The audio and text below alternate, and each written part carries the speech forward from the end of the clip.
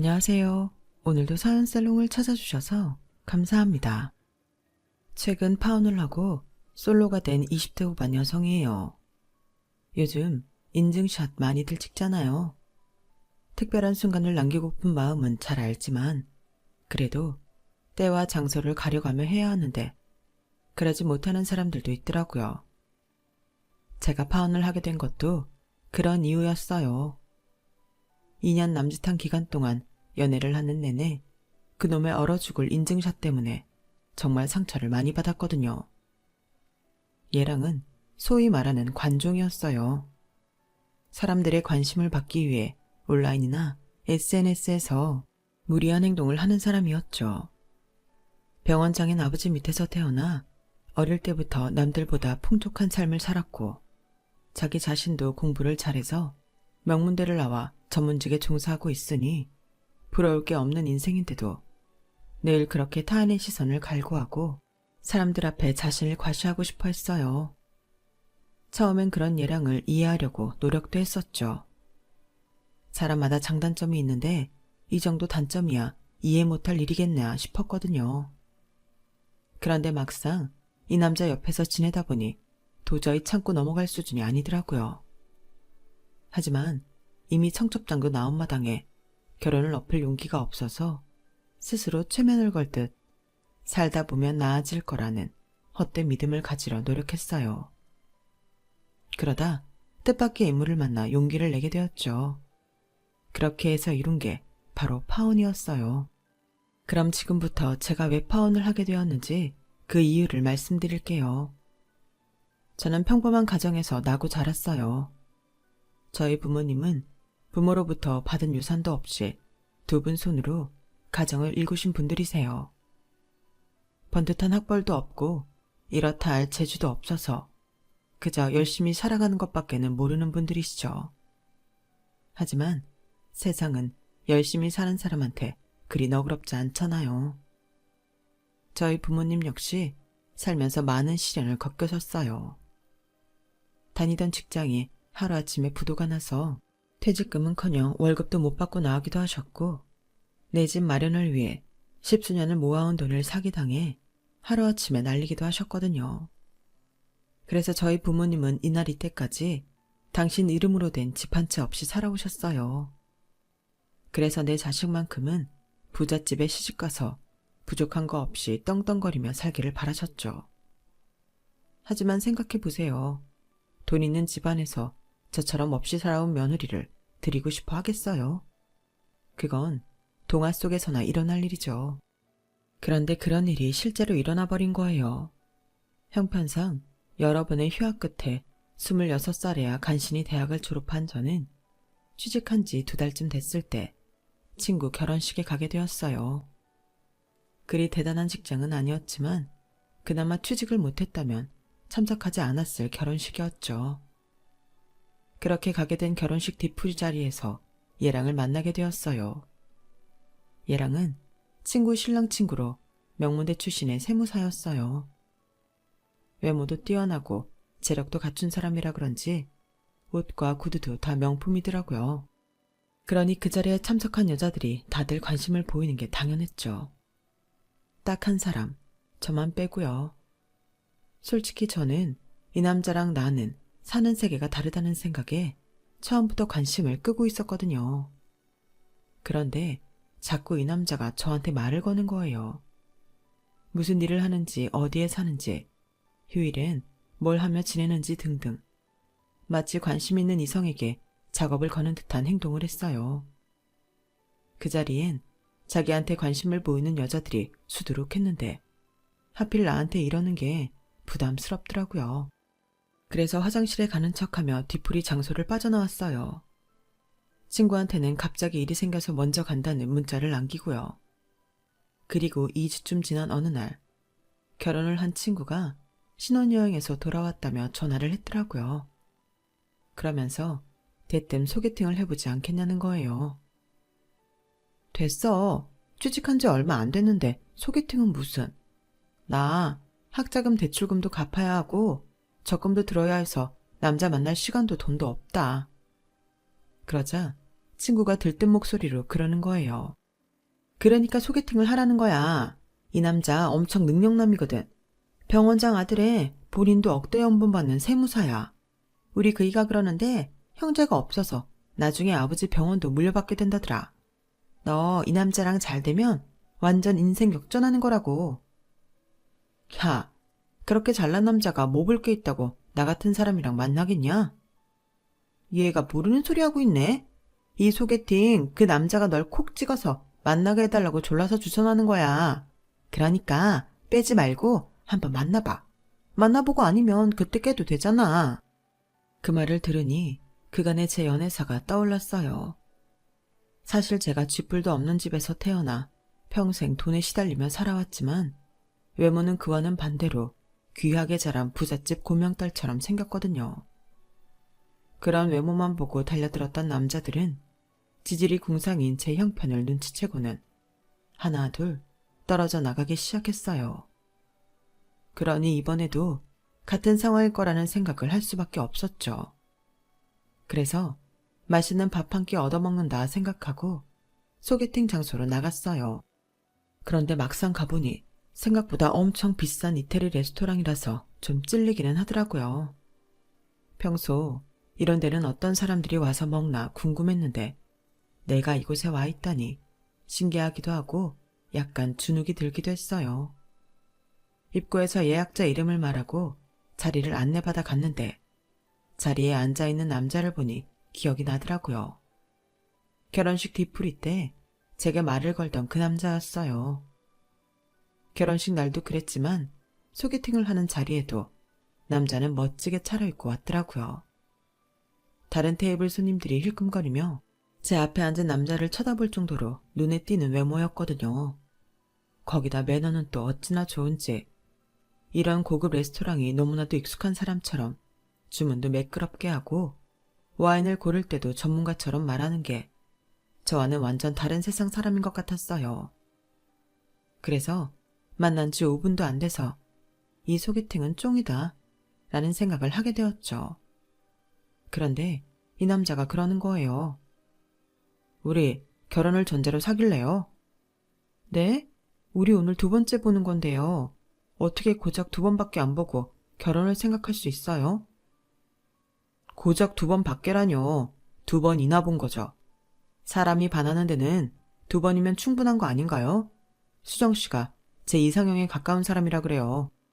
두 번째 만남에 나를 이상형이라고 말하는 남자한테는 미안한 소리지만 솔직히 저는 한순간도 이 사람한테 이성적으로 끌린 적이 없어요.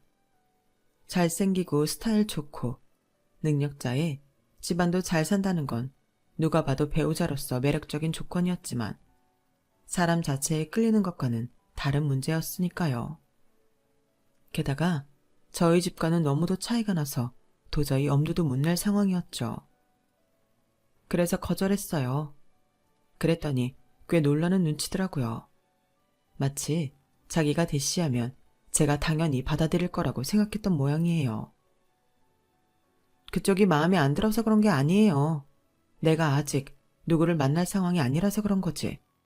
괜히 공짜밥 얻어먹으러 나왔다가 상황만 곤란해진 것 같아서 밥을 먹는 내내 불편했어요. 그런데 그날 헤어진 이후에도 이 남자가 자꾸 연락을 해오는 거예요. 오늘 점심은 뭐 먹었냐? 일기예보에 비 온다고 하던데 우산은 챙겨왔냐? 등등. 마치 저랑 사귀는 사이처럼 다정한 문자들을 보내왔어요. 그래서 이렇게는 안 되겠다 싶어서 제대로 거절을 하려고 만나자고 했죠. 그랬더니 약속 시간을 30분쯤 앞두고 일전에 결혼한 친구한테 문자가 온 거예요.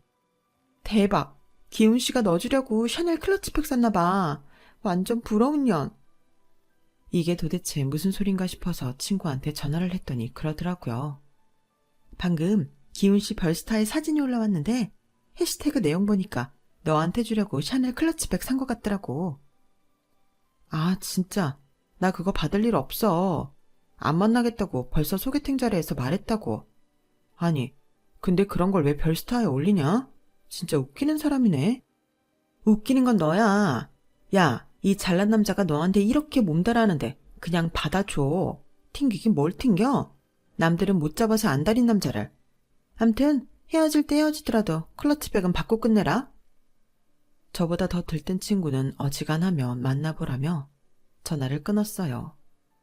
약속상조에 나가보니 테이블 위에 놓인 샤넬 쇼핑백이 눈에 확 들어오더라고요. 저도 사람인지라 솔직히 그 백을 보니 마음이 흔들렸어요. 자기랑 사귈 생각이 없다는 여자한테 이런 선물을 턱턱 사줄 수 있는 남자라면 정식으로 사귀게 되면 얼마나 많은 걸 사줄까 싶은 게 친구 말대로 그냥 못 이기는 척 사귈까 하는 생각이 들었죠. 하지만 세상에 공짜가 어디 있겠어요. 비싼 백을 받으면 저도 그에 상응하는 걸 선물해야 할 텐데 문제는 저한테 그럴 능력이 없다는 거죠. 그래서 창피하지만 솔직히 말하고 끝내야겠다 싶었어요. 우리 집은 아직 전세살이를 하고 있고 결혼도 내 손으로 벌어서 해야 하는 처지다. 그동안 등록금 버느라 휴학과 복학을 반복하느라 이제야 취직을 하게 됐다. 결혼을 한다 해도 빨라야 7, 8년 뒤일 거다. 그러니 더 늦기 전에 다른 여자를 찾아보라고 말이죠. 그랬더니 이 남자가 빙그레 웃으며 그러는 거예요. 나 돈 때문에 그쪽한테 결혼하자고 하는 거 아니에요. 돈은 충분히 많이 가지고 있거든요. 그날 결혼식 뒤풀이 자리에서 수정씨만 주변 사람들 테이블에 세팅을 해주고 있더라고요. 다른 여자들은 다들 괜찮은 남자 없나 신경 쓰느라 테이블에 포크 놓을 생각은 하지도 않는데 말이죠. 난 돈 때문에 수정씨한테 반한 게 아니라 여성스러운 모습에 반한 거예요. 그러니까 나 한번 만나봐요. 후회 안 할 거예요. 그동안 만났던 남자들은 다들 제 외모만 보고 다가왔다가 집안 형편을 보고는 떨어져 나갔는데 이 남자는 그 반대더라고요. 그래서 그런가 왠지 용기가 났어요. 그래서 이 사람 말대로 한번 만나보기로 했죠. 하지만 막상 사귀기로 했지만 남자가 사온 클러치백은 도저히 받을 수가 없었어요. 너무 부담이 됐거든요. 그래서 거절을 했더니 남자가 순순히 알겠다고 하더라고요. 나중에 안 일이지만 얘랑은 내가 그 백을 거절했음에도 별스타에 올린 사진을 지우지 않았어요. 그래서 내 친구들을 비롯해 얘랑의 지인들은 내가 그 백을 선물 받은 걸로 알고 있었죠. 저로서는 억울한 일이었지만요. 그런데 문제는 이런 일이 비일비재했다는 거예요. 얘랑은 매번 제게 선물을 하기 전에 별스타의 해시태그를 비롯해 사진부터 올렸는데 그걸 본 지인들은 그 선물을 제가 다 받았다고 생각한다는 게 문제였어요. 정작 제가 받은 선물은 몇 개 안 되는데도 말이죠. 별스타 인증샷에 대한 문제는 그것뿐만이 아니었어요. 연애를 하는 동안 저는 밥 한 번 쉽게 먹은 적이 없어요. 수정아, 잠깐만 사진 먼저 찍고. 주문한 메뉴가 하나 나올 때마다 휴대폰부터 들이대며 사진을 찍어대는데 자신이 원하는 컷이 나오기 전까지는 젓가락도 못 대게 했어요. 그러니 매번 데이트 때마다 다 식어 빠진 음식을 먹게 되곤 했죠. 그래도 그때는 이런 얘랑 때문에 은근히 우월감을 느끼기도 했어요. 예를 들면 이런 경우였죠. 친구들이 당시 얘랑의 별스타에 올린 사진을 보고 저를 무척 부러워했거든요. 야, 진짜 부럽다. 나 저기서 브런치 먹는 게 소원이잖아. 내 남친은 그 돈 주고 거길 왜 가냐고 절대 싫다는 거야. 근데 네 남친은 사진까지 찍어주고 완전 부러워. 인증사진을 찍을 때만 해도 왜 저리 유난일까 피곤했는데 막상 그 사진 때문에 주변 사람들한테 부러움을 사게 되니 괜히 어깨가 으쓱하더라고요. 게다가 인증샷을 하도 찍어서 그런가 얘랑은 셀카를 비롯해 사진 찍는 기술이 훌륭했어요. 그러니 제 사진을 찍어줄 때도 다리 길고 굴곡도 잘 살게 멋지게 찍어주곤 했죠. 마치 연예인 프로필 사진 찍는 것처럼 말이에요. 그렇게 돈 많고 인증샷 잘 찍는 남자랑 만나는 사이 저도 얘랑의 생활 패턴에 익숙해져 갔어요. 얘랑은 저뿐만 아니라 저희 부모님도 잘 챙겼는데 명절이나 부모님 생신 때면 값비싼 선물도 턱턱 해주곤 했어요. 딸 덕분에 예비 사위한테 고가의 선물을 받게 된 부모님은 주변에 엄청 자랑을 하셨어요. 저한테는 절대 얘랑을 놓치면 안 된다고 신싱 당부를 할 정도였죠. 우리 집 사정 다 알면서도 우리한테 이렇게 잘하는 거 보면 네 짝인 게 분명해. 그러니까 간혹 서운한 게 있더라도 티내지 말고 정서방한테 잘해. 네 인생에 이런 귀인이 또 어디 있겠니? 결혼만 하면 네 인생도 펴는 거니까 그쪽 집에도 잘하고. 시어머니가 안 계신다니 우리 김장할 때 좀 더 해서 보내드리면 어떨까 싶네. 엄마, 우리 아직 결혼 확정된 것도 아니야. 너무 앞서가지 말라고. 그러다 헤어지면 그때 얼마나 실망을 하고 그래. 이거사 그런 소리 하지 말어. 헤어지긴 왜 헤어져? 정 안 되면 결혼 전에 애를 가져서라도 정서방 꼭 잡아야지.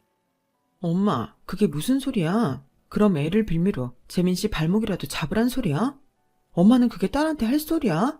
엄마가 이 결혼 바라는 마음은 잘 알겠는데 가끔 보면 너무 과할 정도로 집착하는 것 같아서 부담스러워. 내가 오죽하면 이러니? 네 아빠 만나 살면서 하도 돈 때문에 고생하다 보니까 내 딸만큼은 나처럼 살지 않기를 바래서 이러는 거잖아. 살아보면 그놈이 다 그놈이다. 그저 나 힘들지 않게 돈 잘 벌어다 주는 놈이 최고인 거야. 그러니까 정서방 꽉 붙들 생각이나 해. 특히 엄마는 제 결혼에 사활을 건 사람처럼 예랑을 놓치지 말라고 신신당부를 하셨어요. 아빠도 아빠대로 돈 많은 사윗감이 혹여 딴 여자한테 눈이 돌아갈까 걱정하는 분위기였죠. 이거사, 너도 딴 애들처럼 남자 앞에서 애교도 좀 떨고 아양도 떨고 그래. 남자는 자고로 여우 같은 여자랑은 살아도 곰 같은 여자랑은 못 사는 법이니까. 그러다 정서방이 딴 여자한테 눈 돌아가면 그땐 어쩔 거야. 괜히 나중에 피눈물 흘리지 말고 있을 때 잘해.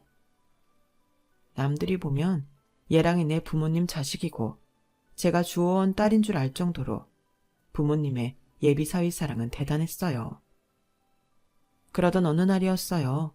엄마가 퇴근길에 뺑소니 사고를 당해서 병원에 입원하게 된 거예요.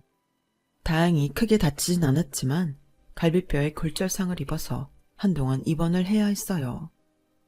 CCTV도 없는 지역이라서 범행 차량을 잡을 길이 없어 당장 병원비부터 걱정이 태산이었죠. 그런데 사고 소식을 듣고 달려온 예랑이 자기가 돈 낼 테니 엄마를 1인실에 모시라고 하지 뭐예요. 그 말에 저희 부모님은 얼굴에 화색을 띠며 엄청 좋아하셨어요. 난생 처음 1인실에 입원하게 된 엄마는 아픈 것도 있고 좋아서 어쩔 줄 몰라 했고요.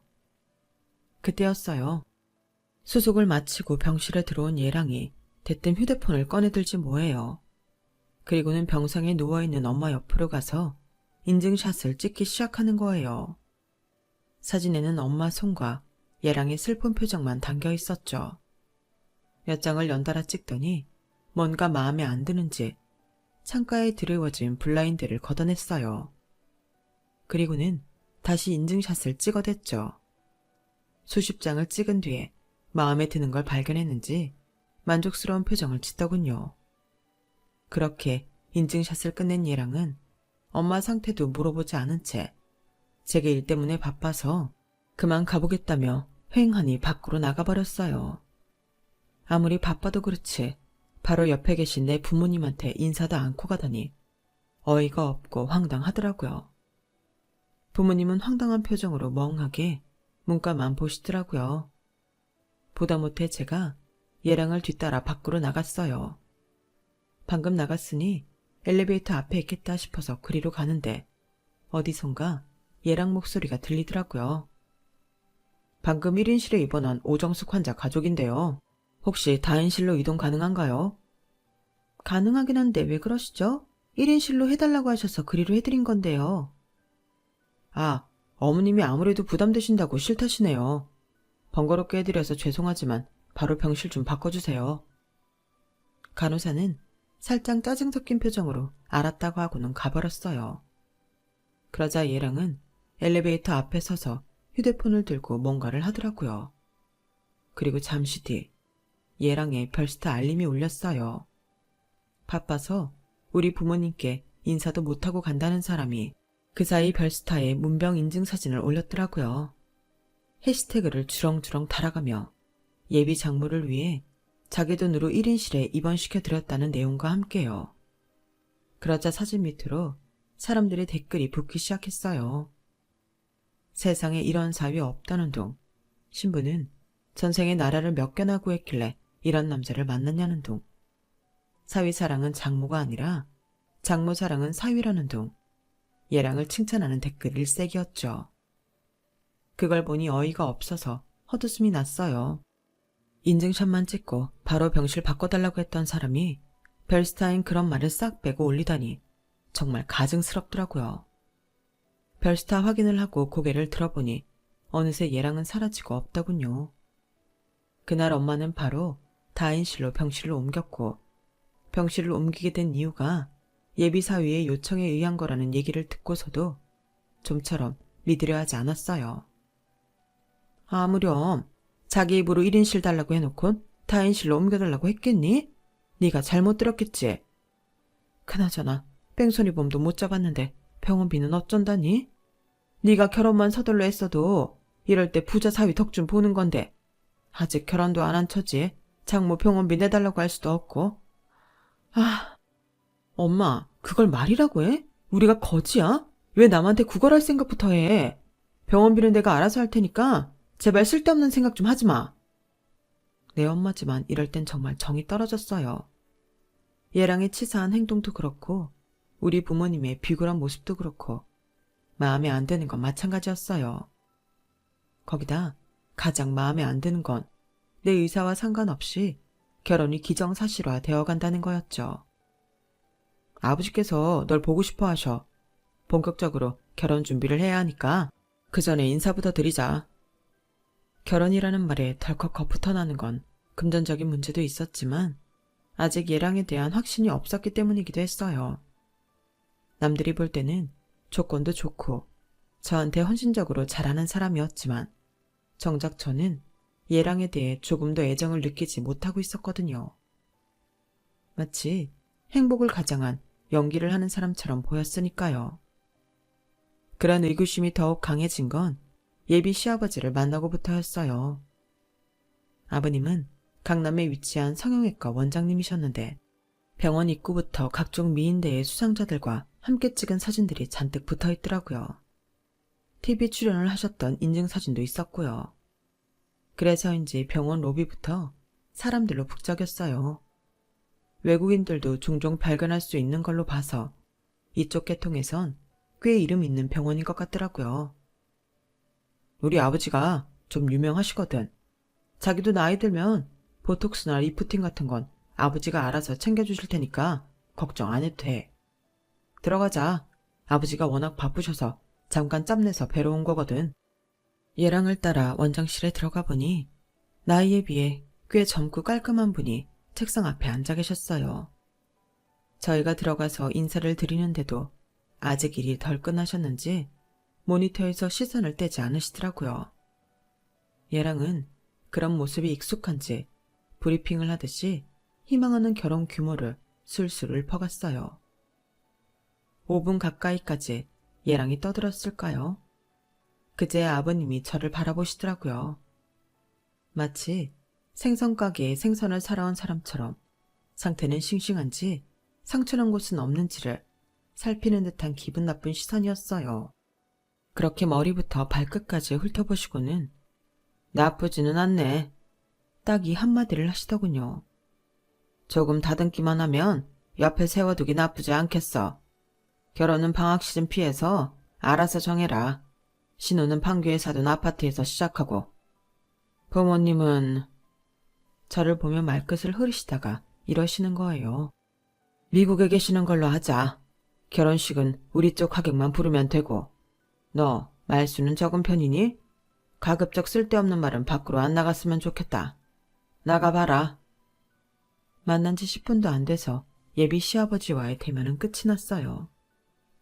부모님은 살아 계시냐, 무슨 일을 하시냐 같은 상투적인 질문을 기대했던 건 아니지만 그래도 이런 대접을 받게 될 줄은 몰랐어요. 이걸 결혼 허락을 받았다고 해야 할지 구매 결정을 확인받았다고 해야 할지 모르겠더라고요. 그런데도 얘랑은 당연하다는 듯 표정의 변화도 없더군요. 기훈씨, 우리 지금 결혼 허락받은 거 맞아? 난 아무래도 아닌 것 같아서 말이야. 무슨 소리야? 아버지 말씀 못 들었어? 구체적인 계획까지 다 말씀해 주셨는데 결혼 허락을 받은 게 아니면 뭐겠어? 일단 결혼식은 내가 업무 일정을 따져봐야 할 것 같으니까 그건 이번 주 내로 결정해서 알려줄게. 그리고 너희 부모님한테는 네가 말씀드려. 혹시라도 결혼식 당일에 식장 근처에 계시다가 아는 사람이라도 만나면 낭패니까. 가까운 동남아라도 여행을 보내드리던지.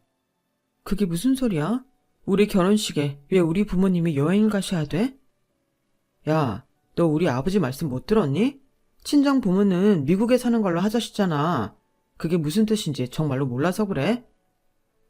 그러니까 예비 시아버지 말씀은 우리 집이 남들 앞에 내놓기 창피한 수준이니까 미국에 거주 중인 걸로 하고 딸 결혼식에도 오지 말라는 얘기였어요. 한마디로 제 껍데기만 필요할 뿐 그 외의 것들은 필요 없다는 의미였죠. 말도 안 돼. 딸 결혼식에 부모님을 참석도 못하게 하는 결혼이 어딨어? 아무리 우리 집의 기훈 씨네에 비해 기울어진다고 해도 이건 정말 너무하잖아. 겉보다 기훈 씨는 날 사랑하기는 해? 사랑한다면 이러면 안 되는 거지. 그러자 얘랑은 황당하다는 듯 이렇게 말했어요. 야, 너 제정신이냐? 요즘 세상에 결혼하는데 누가 사랑을 따져. 결혼은 상호 간의 협상이고 계약이야. 서로한테 필요한 부분이 있으면 딜을 하는 거라고. 너희 집에선 돈 많고 능력 있는 사위를 원하고 우리 아버지는 말 잘 듣고 내 옆에 세워두기 반반한 며느리감을 원하시니까 이 결혼이 성립된 건 모르겠어. 우리 아버지가 그러시더라. 재력 있고 사회적 지위가 있는 집안 딸들은 다루기가 힘들다고. 우리 엄마가 그런 케이스였거든. 아버지한테 벗어나려고 온갖 소동을 다 버리다가 결혼 15년 만에 교통사고로 세상을 떠나시면서 아버지한테서 벗어날 수 있었어. 그래서 우리 아버지는 나만큼은 다루기 쉬운 여자를 얻길 바라셨고 돈이라면 우리 집에도 차고 넘치게 있잖아. 그걸 말이라고 해? 자기 눈엔 난 그저 휘두르기 쉬운 인형처럼 보이는 거야? 너 진짜 사람 귀찮게 할래? 돈으로 할 수 있는 건 우리 쪽에서 할 테니까 너희 집에선 굿이나 보고 떡이나 먹으라는 건데 이게 뭐가 문제란 거야. 그럼 네가 바라는 결혼은 뭔데? 니네 부모님 보면 돈 많은 사위 놓칠까봐 전전긍긍이던데 그럼 답 나온 거 아니야? 막말로 애초에 내가 널 왜 골랐겠냐? 그날 뒤풀이 자리에 싸구려백 들고 온 사람은 너 하나였어. 그런데도 외모는 제일 돈 있는 집 딸내미처럼 보이길래 널 택한 거라고. 포장지만 바꿔주면 곁에 두기에 빠지지 않을 것 같았으니까. 그게 네가 선택된 이유라고. 설마 했는데 예랑을 통해 확인 사살을 당하자 온몸에 기운이 쭉 빠져나가는 것 같았어요. 그날 저는 예랑한테 아무 말도 하지 못한 채 집으로 돌아왔어요. 그리고는 주말 내내 고민을 하다가 부모님께 이 결혼은 못하겠다고 말씀드렸어요. 그랬더니 두 분 모두 불같이 화를 내시며 결혼은 절대 못 무른다고 소리치셨어요. 그래서 할 수 없이 예비시댁에서 원하는 결혼 조건을 말씀드렸더니 꽤 놀라는 듯 하더군요. 그런데 그쪽에서 원한다면 따를 수밖에. 딸 자식을 부잣집에 시집 보낼 수 있다면 해외여행이 아니라 지옥여행이라도 가라면 가야지. 그래, 나도 네 아빠랑 같은 생각이다. 혼수나 예단에 대해선 별 말씀 없으셨고. 엄마, 이런 조건을 듣고도 결혼을 하란 소리야? 엄마랑 아빠는 자존심도 없어? 이런 대접을 받아가며 꼭 그 집에 날 시집 보내야겠냐고. 난 기훈 씨랑 기훈 씨 아버지도 이상하지만 엄마 아빠는 더 이상해. 제발 정신 좀 차려. 왜 이렇게 구차하게 구냐고. 지금까지 살면서 가난한 부모가 창피했던 적은 없었지만 오늘처럼 돈 앞에 비굴한 내 부모는 정말이지 너무도 창피했어요. 그래서 어떻게든 내 선에서 상황을 정리해야겠다고 생각했어요. 그래서 소개팅을 주선한 친구한테 연락해 만나자고 했죠. 그간 있었던 일과 예랑의 별스타에 올려진 것과 실제 상황은 다르다는 얘기를 들은 친구는 기가 막혔는지 잠시 말을 잇지 못했어요. 그러더니 미안한 표정으로 그러더군요. 실은 우리 그이한테 기훈 씨 연애사를 듣고는 내심 네 걱정을 했었어. 너 만나기 전에 만났던 여자들하고 헤어질 때 하나같이 좋게 끝내지 못했던 것 같더라고. 친구 얘기를 들어보니 이전 여자친구들 중에 소송 전까지 갔던 사람도 있다고 하더군요. 네가 원한다면 그 여자들 연락처 정도는 구해줄 수 있어. 다들 우리 그이랑도 연락을 하고 지냈던 사람들이니까. 친구의 도움으로 얘랑의 전 여친들 연락처를 얻게 된 저는 그 사람들을 만나 얘랑에 대해 몰랐던 사실을 들을 수 있었어요. 죽었다던 얘랑의 모친은 경기도 어디에 위치한 정신병원에 입원해 있다는 것과 사귀던 여자친구와 혼담이 오가자 성형수술을 권했다는 사실도요.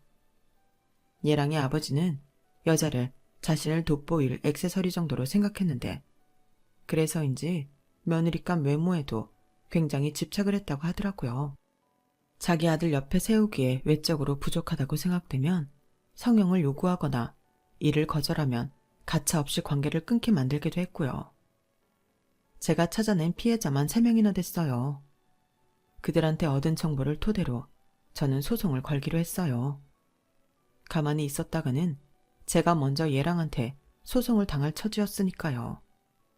그렇게 소송을 위한 정보를 모아가던 어느 날 얘랑이 저희 집으로 찾아왔더라고요. 해외여행 패키지 상품 팸플릿을 들고 저희 부모님께 결혼식 전에 여행을 떠나라고 말하러 온 거였죠. 충분히 자존심이 상할 상황인데도 저희 부모님은 예비사위 앞에서 애써 웃음까지 지어 보이시며 신경 써줘서 고맙다는 말까지 하더군요. 그 모습을 보고 있자니 속이 뒤집히는 것 같았어요. 고맙긴 뭐가 고마워. 장인장모 취급도 안 하겠다는 사람한테 뭐가 고맙냐고. 엄마 아빠는 배알도 없어? 어떻게 이런 상황에서까지 이렇게 비굴할 수가 있냐고. 예, 너 지금 청서방 앞에서 무슨 소리를 하는 거니? 엄마는 너만 부잣집에 시집가서 남편 사랑받고 살 수 있다면 그깟 결혼식 안 가도 상관없어. 당신도 그렇죠? 그럼 우리 딸이 잘 된다는데 부모가 돼서 못할 게 뭐가 있겠니? 그러니 너도 정서방한테 잘해라. 우리 형편에 이런 혼사나 가당키나 하겠니? 이복의 정서방, 우리 애 좀 잘 부탁하네. 못난 부모 만나서 고생만 해온 애야. 능력 있는 남편 그늘 아래서 풍족하고 행복하게 살 수 있게 도와주게나. 당연하죠. 그러려고 하는 결혼인데요. 수정아, 넌 나만 믿고 따라와. 그럼 평생 손에 물 안 묻히고 살게 해줄게. 파혼하자는 말에 죽일 듯 달려들며 소송부터 들먹이던 놈이 아주 웃기고 있더라고요. 내가 널 어떻게 믿어? 세상 사람 다 믿어도 너만큼은 절대 못 믿어. 네가 그동안 별스타에 올린 사진이랑 해시태그만 봐도 네가 얼마나 이중적인 인간인지 알 수 있는데 어떻게 널 믿겠니? 너도 네 자신을 안 믿잖아. 그러니까 매일같이 별스타에 행복한 척, 착한 척, 고상한 척, 거짓 인증샷만 올리는 거 아니야? 그렇게라도 해야 네가 정말 괜찮은 인간인 것처럼 착각하고 살 수 있는 거 아니냐고. 정신 차려. 별스타에 올려진 네 모습은 진짜 너 아니야. 그리고 난 내 손에 물 안 묻히고 살 생각 없어. 그러니까 더는 나 찾아오지 마. 난 너처럼 가면 쓰고 살 생각도 없고 그래야 될 이유도 없으니까. 아, 파혼하면 소송 걸겠다고 그랬지? 그래, 어디 해봐. 대신 나도 가만히 당해주지는 않을 거야. 알아보니 네 전적이 대단하더라. 너랑 사귀다가 인생 망친 여자들이 한둘이 아니더라고. 내가 너를 상대로 소송 건다니까 다들 법정에서 증언해주겠다고 난리더라. 얼마나 네가 개차반으로 살았는지 알만하겠지? 너 정말 이렇게 나올 거야?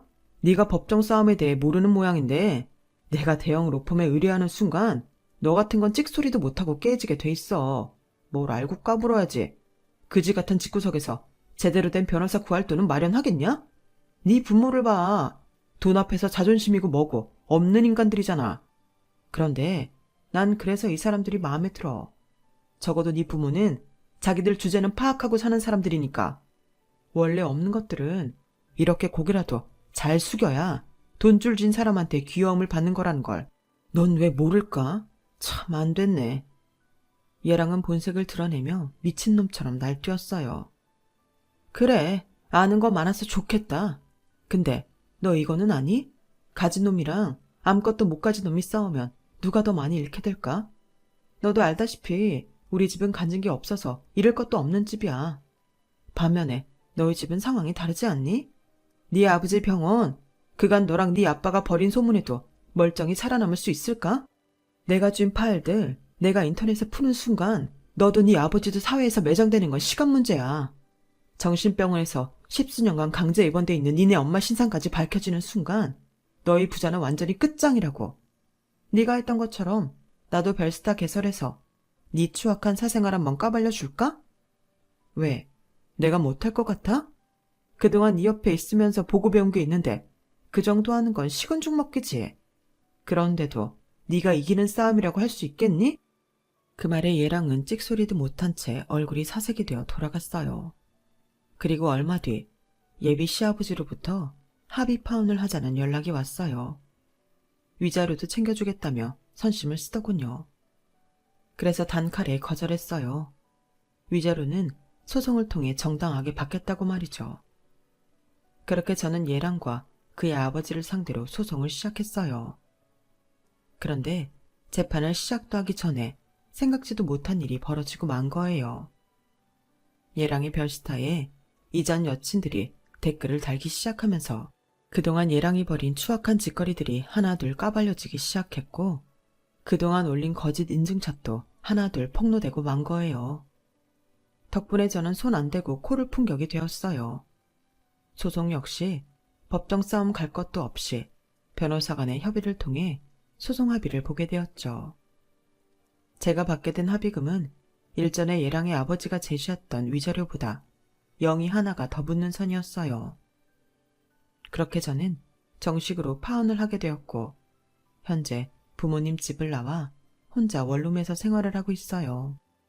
부모님은 모든 게 저를 위한 선택이었다고 하시지만 결혼을 준비하는 과정에서 부모님께 받은 배신감과 창피함 때문에 도저히 한 집에서 얼굴을 보고 살 자신이 없었거든요. 가난한 부모는 창피하지 않지만 가난하다는 이유로 돈 앞에서 비굴해지는 부모는 참기 힘드니까요.